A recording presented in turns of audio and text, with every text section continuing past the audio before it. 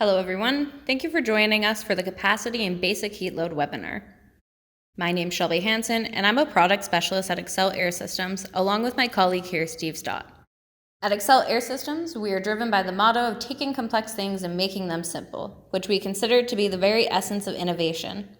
Beyond developing and manufacturing the world's most extreme next-generation environmental control systems and accessories, we offer an unmatched level of customer resources and technical support. In maintaining close connections with numerous industry professionals, we consider it a great privilege to be able to share valuable, relevant information while building mutually beneficial business relationships.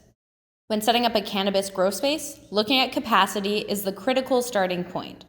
While most growers are aware of the importance of figuring out wattage and heat loads, that's only a small percentage of the full story, and the concept goes a lot deeper, encompassing all aspects of facility planning. As the industry is continually evolving, we've realized that many people haven't had the opportunity to gain much in-depth experience with capacity design. Therefore, with this webinar, we are aiming to bring some important points to your attention that you may not have considered, and explain how our knowledge, expertise, and products can help you make the most of your facility's capacity to achieve better yields. We'd now like to start by explaining why conventional HVAC techniques aren't the best capacity solutions. The problem with traditional methods. The topic of capacity and basic heat load dates back to the invention of air conditioning as a founding principle of the HVAC industry, but unfortunately, not everyone has kept up with the times.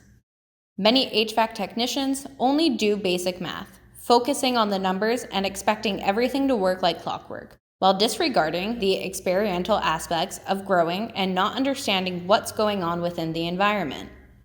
While some prominent HVAC manufacturers have made strides to get into the indoor agricultural industry, they've found themselves bound to their pre-existing approach, offering outdated, ineffective methods better suited to residential and basic commercial setups. They've either simply ported their equipment over to indoor agricultural applications with limited results, or gone to the extreme other end and created enormous rooftop systems that, while sophisticated, require a crane and roofing load management, which is not easily scalable, especially for smaller craft operations. Unwilling or unable to acquire such overwhelming equipment, some growers have rejected professional HVAC engineering altogether. Instead, they've attempted to push their conventional systems far beyond their intended limits, using only one 5-ton system to cool as much as 18,000 watts worth of heat.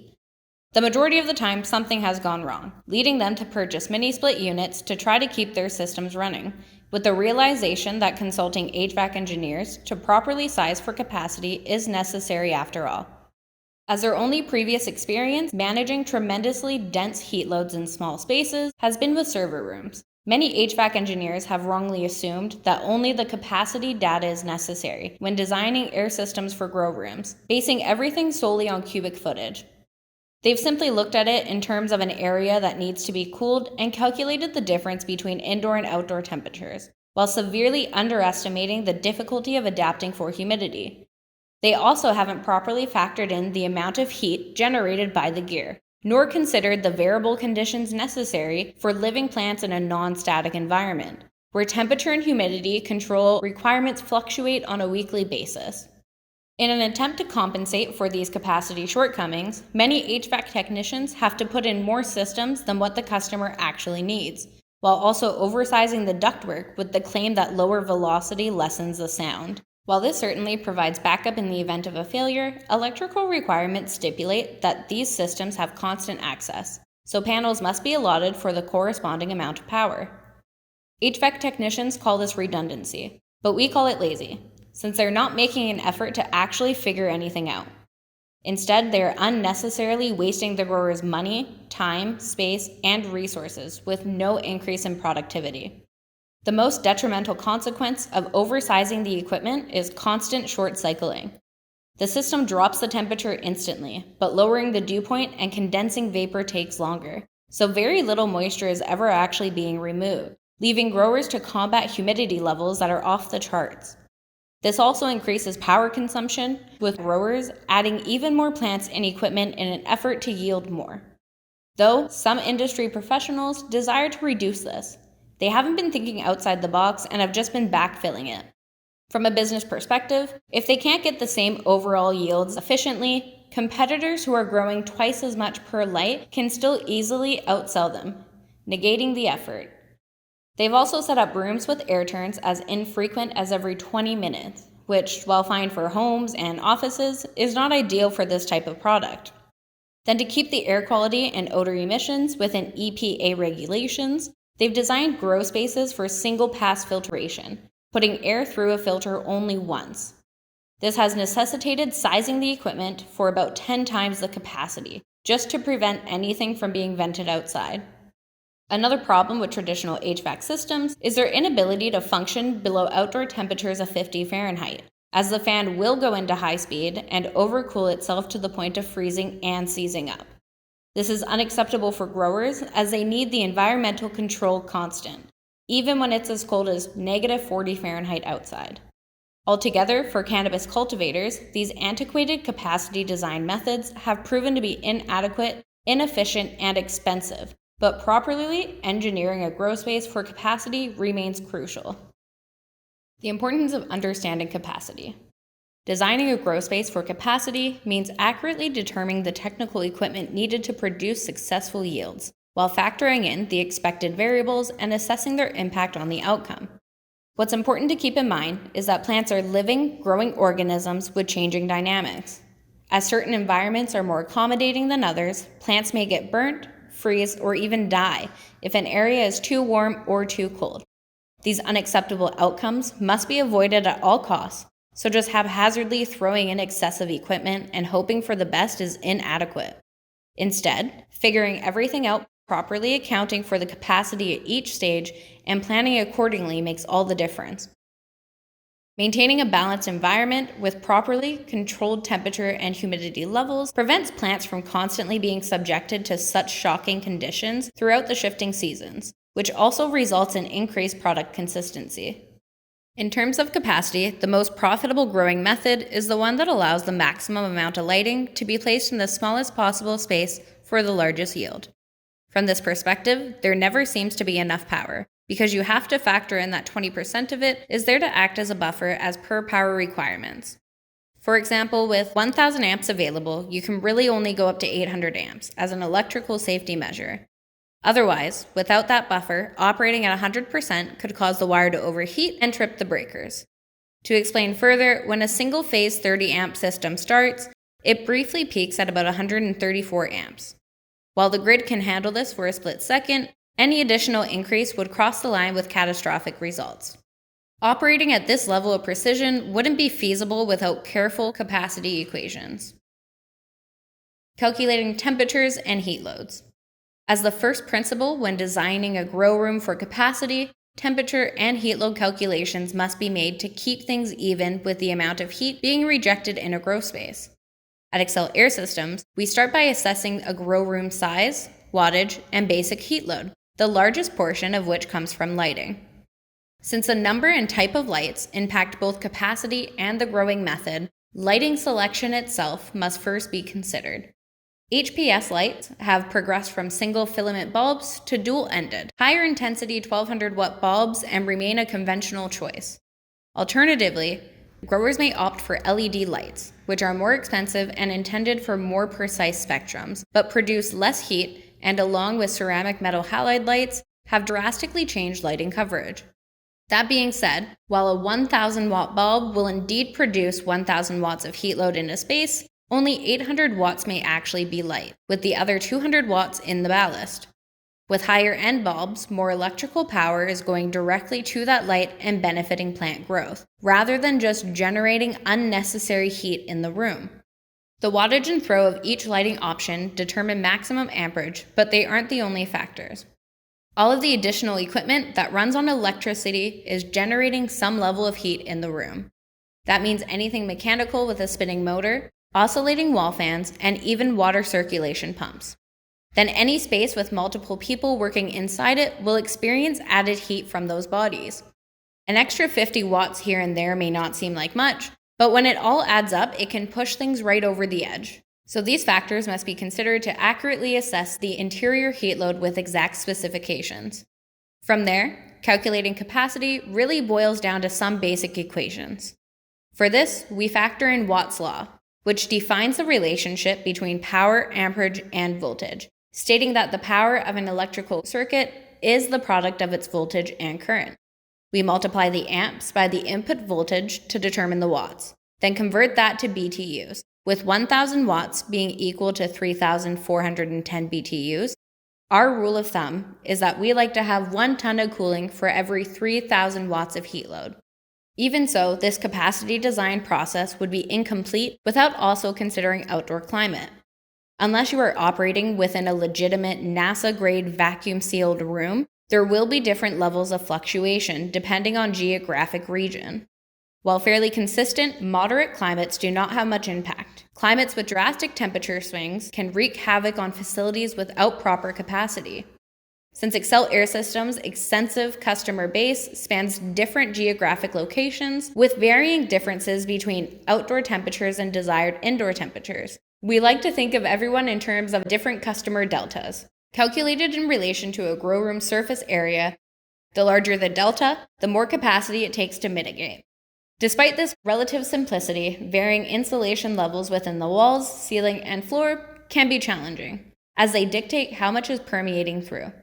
Consistently maintaining a sealed room's temperature is difficult with insulation of a lower R value, especially in more extreme cases where tighter parameters are desired.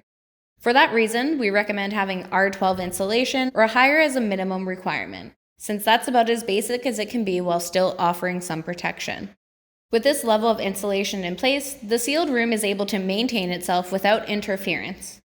The higher the R value, the less heat loss or heat gain. Having thoroughly calculated temperature and heat loads, we can effectively deal with them in relation to capacity. Dealing with heat. The underlying problem that has always inspired air conditioning innovation is how to most effectively remove heat from where it isn't wanted and put it somewhere that doesn't matter. Then, as lighting technology has improved, demand has increased for systems that can handle higher heat load capacity. To provide a superior solution for these issues, Xcel Air Systems offers the Evolution series, the compact split system comprised of an indoor air handler, an outdoor condenser unit, connected via refrigeration lines, using an air-to-air heat exchange technique to cool the coil.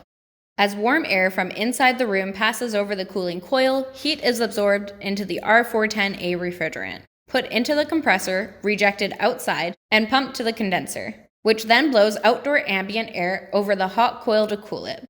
This allows the refrigerant to become chilled as it pumps back indoors, perpetually repeating the cycle while the system is in cooling mode. In order to maintain an environment with temperatures between 70 and 80 Fahrenheit, system capacity must be sized appropriately. Every ton of air conditioning equates to 12,000 BTUs. As such, we determine system capacity with the rule of thumb that one 5-ton Evolution series system provides 60,000 BTUs to effectively cool 15,000 watts of heat load, meaning 1 ton for every 3,000 watts. This is rated for outdoor temperatures between 80 and 85 Fahrenheit. On colder days, it's easy to cool the refrigerant with cold outside air, but on warmer days, this becomes more difficult. For example, a facility with 30 lights requiring 10 tons of cooling would be well equipped with 2 5-ton systems in a region where outside temperatures rarely exceed 80 Fahrenheit. However, a facility in a hot desert climate where temperatures routinely exceed the 85 Fahrenheit inflection point and reach 120 Fahrenheit in the middle of summer will not get the same capacity. Therefore, we consider the absolute hottest temperatures that an Evolution series system could be running in and derate its capacity accordingly. It's important to note that this does not follow a linear curve, so each 5-degree point is not relative.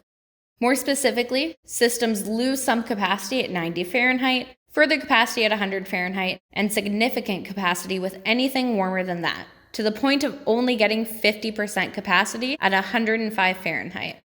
For an even greater effect on hot days, we can utilize methods like running different lights at different times. Then, even on days when it's cold outside, the system utilizes its low ambient fan control and special thermistor to manage settings and turn the fan completely off. When everything is dialed into this level, it doesn't matter what's happening outside because the Evolution series system will remain running regardless.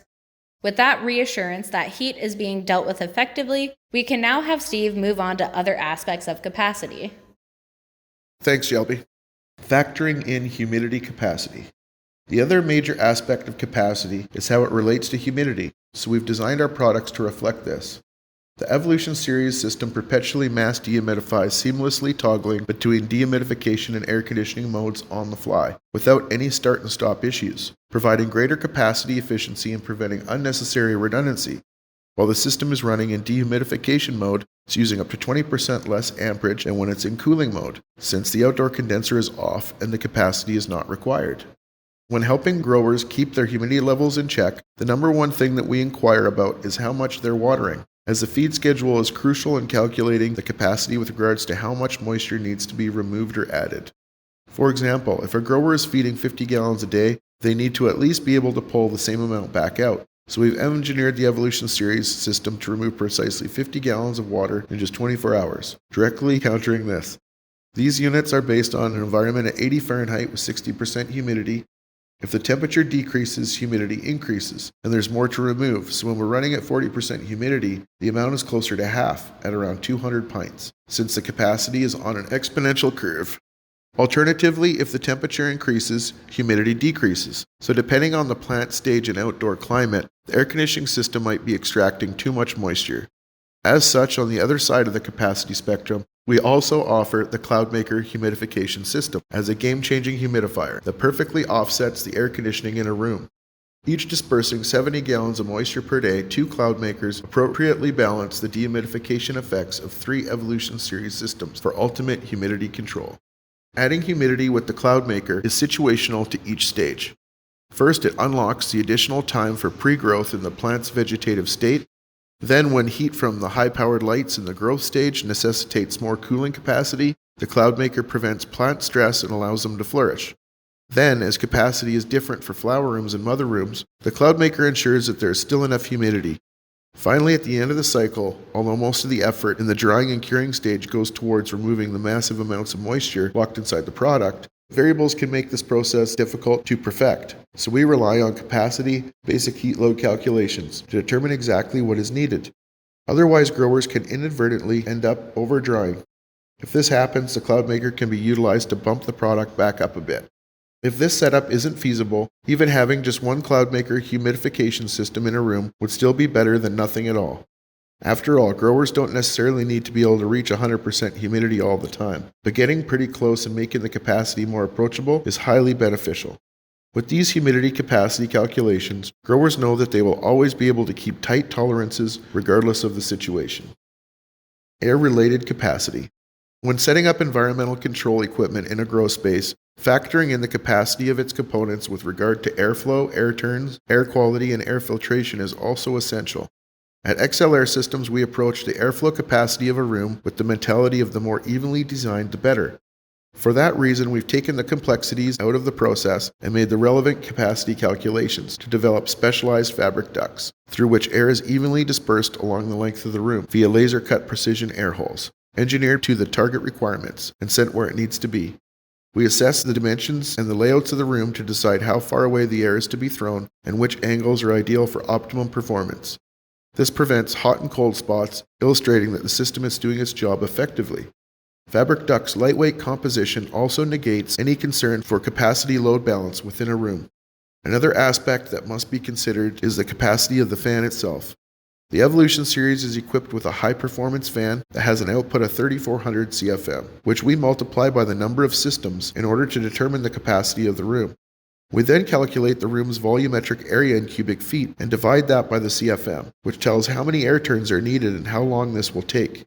As a rule, we design grow rooms with the capacity for air to be turned over as often as every 1 to 3 minutes, which also provides cultivators with the opportunity to further mitigate harmful factors with innovative add-ons. We're proud to offer the UV air purifier, which can be incorporated directly into any HVAC system supply air chamber to provide grow rooms with 24-hour protection. Utilizing a germicidal UVC light bulb for DNA sterilization and photooxidation, the UV air purifier is constantly killing pathogens, mold, spores, bacteria, and airborne viruses that pass within its 3 to 4 inch target zone. We recommend having one UV air purifier for each HVAC system's supply air chamber for optimal purification capacity to eliminate all harmful contaminants. Then, as refined capacity calculations have enabled larger growth, more odor is being emitted, which may violate local regulations and cause unwanted attention. Fortunately, XL Air Systems has a superior odor control solution for effective defense against airborne particles and VOCs. The clean air filtration system, which is engineered to further scrub the air in a facility down to clean room grade micron levels. Filtration works best when going one step at a time, so the clean air filtration system incorporates multiple pleated filters, recirculating the air and collecting finer particulate at each level, rather than the traditional single-pass method. Since the system is managing several hundred air turns each day, this dramatically lessens the load in terms of required capacity. The clean air filtration system also uses multiple trays of reusable coconut carbon, one 55-pound bag which provides efficient odor removal for a prolonged duration. Proven capacity calculations determine how much charcoal and air filtration is needed for a certain space. We generally design rooms so that there is one standalone clean air filtration system for every 30 to 50 lights. Since each stage of the growing process is equally important, one system could even be wheeled around on a cart into different rooms as needed. If the growing schedules are staggered, one system could even be used for 2 rooms. For much smaller scale setups with less capacity, if there isn't sufficient space for a full standalone system, the inline clean air filtration system is available as a viable option to incorporate into your HVAC system. It's still the same application, just sized down to match the capacity accordingly. Altogether, these air-related techniques and add-ons create a cleaner, more hygienic environment for both plants and workers, while best utilizing capacity. All that being said, regardless of the extent of capacity planning that you've engaged in, we'd still like to mention some misconceptions and offer a bit of advice. Misconceptions and things to realize. Even with our effort to make industry professionals more aware of the importance of designing for capacity, we've noticed that some misconceptions have still prevailed. The individuals with this attitude may be unaware of the difference that our capacity methodology and products can make, so we'd like to make some recommendations.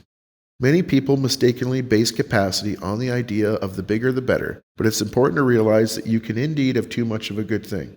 When it comes to capacity, size does matter, so HVAC systems and gear sizing must be based on what you can actually maintain control of. On top of it, not oversizing the Evolution series and instead keeping it continuously running for longer intervals actually gets more out of the system.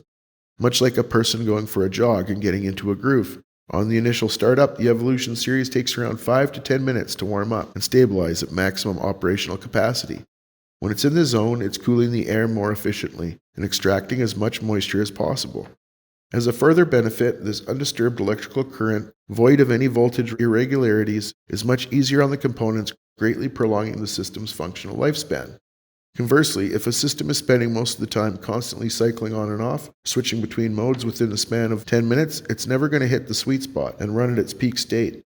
Therefore, it's not going to achieve the desired temperature and humidity levels.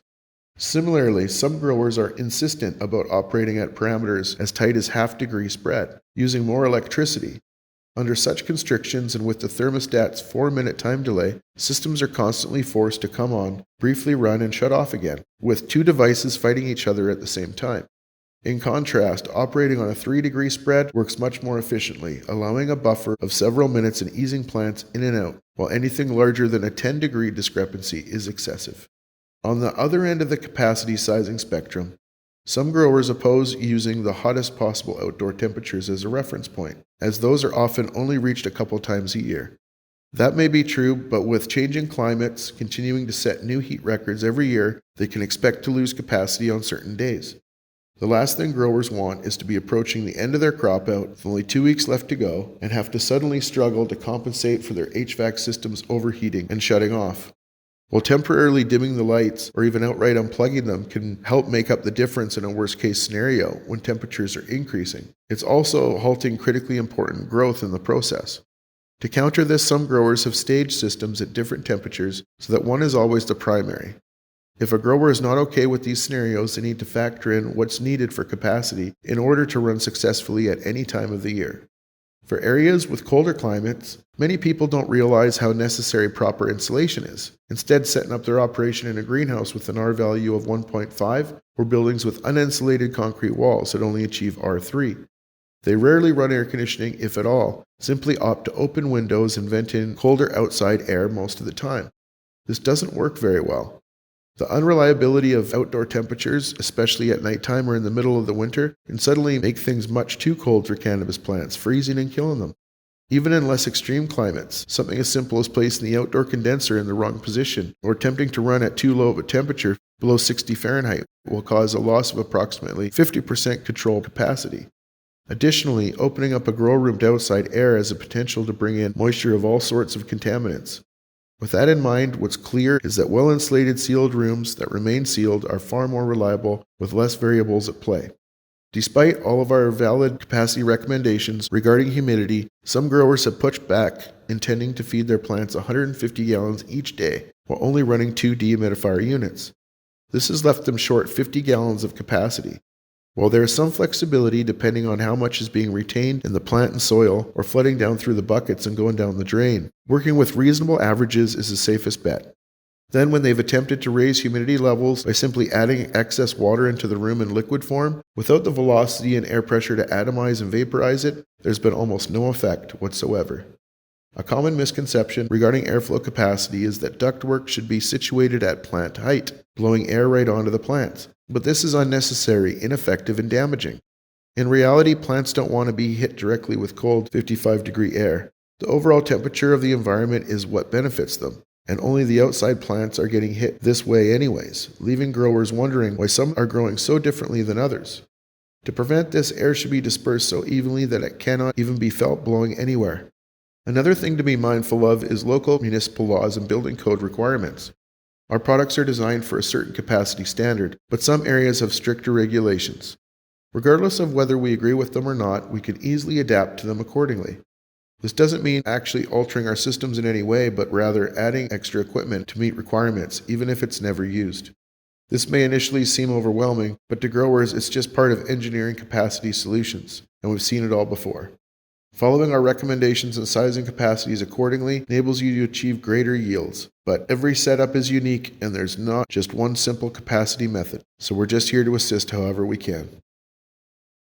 In closing, while ever-changing technology has allowed us to expand our selection of environmental control products and services in other areas, capacity and heat load endures as the cornerstone on which our business is built.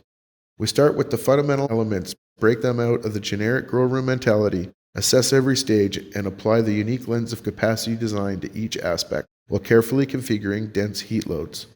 We're all in this together, so we're constantly weighing all factors to find what works best because it's really important to us that you succeed.